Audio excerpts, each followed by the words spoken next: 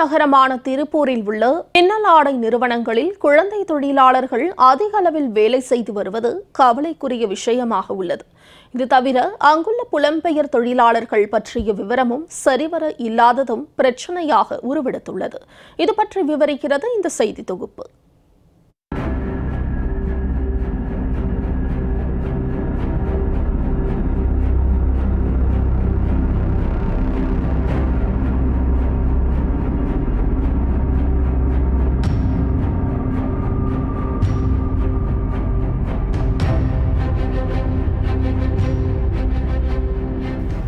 திருப்பூர் பின்னல் ஆடை தொழில் நகரமாகும்.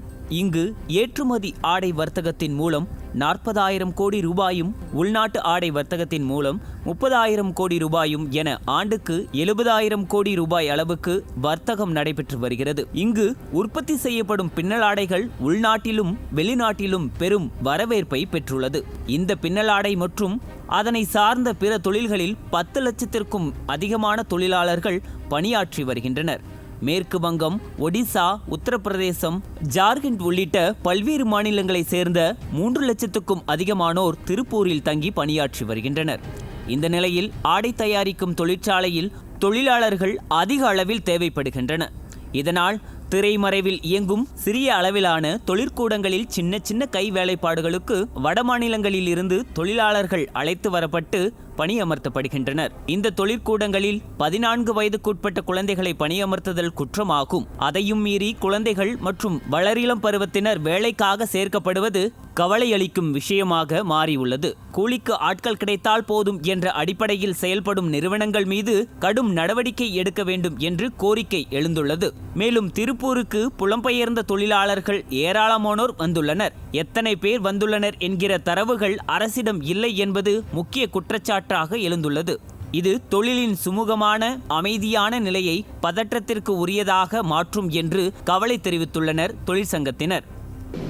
இது ஏன்னா புலம்பெயர்ந்த தொழிலாளிகள் ஏராளமான தொழிலாளிகள் திருப்பூருக்கு வந்திருக்காங்க.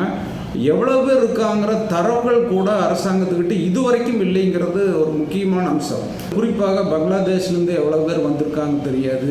இதெல்லாம் தொழில் இன்னைக்கு இருக்கக்கூடிய ஒரு சுமூகமான நிலையும், அதே மாதிரி திருப்பூர் இருக்கக்கூடிய அமைதியான தொழிற்சூழலையும் ஒரு பதட்டத்துக்குரியதாக மாற்றக்கூடிய வாய்ப்பு இருக்குது. திருப்பூரில் உள்ள பின்னல் ஆடை நிறுவனங்கள், பஞ்சாலை தொழிற்சாலைகளில் தொழிலாளர்களின் தேவை அதிகரித்து காணப்படுவதால் வடமாநிலங்களில் இருந்து தொழிலாளர்களை குடும்பத்துடன் அழைத்து வரப்படுகின்றனர். குழந்தை தொழிலாளர்கள் விஷயத்தில் பெரிய அளவில் இயங்கக்கூடிய ஆடை தயாரிப்பு தொழிற்சாலைகள் கண்காணிக்கப்படுகின்றன. ஆனால் சிறிய அளவில் வீடுகளில் வைத்து செயல்படக்கூடிய தொழிற்கூடங்களில் திரைமறைவில் குழந்தை தொழிலாளர்கள் பயன்படுத்தப்பட்டு வருவதை அதிகாரிகள் ஆய்வு செய்வதில்லை என்றும் குற்றச்சாட்டு எழுந்துள்ளது. திருப்பூரில் பஞ்சாலை பனியன் கம்பெனிகளில் தொழிலாளர்களுடைய தேவை அதிகமாயிட்டுது.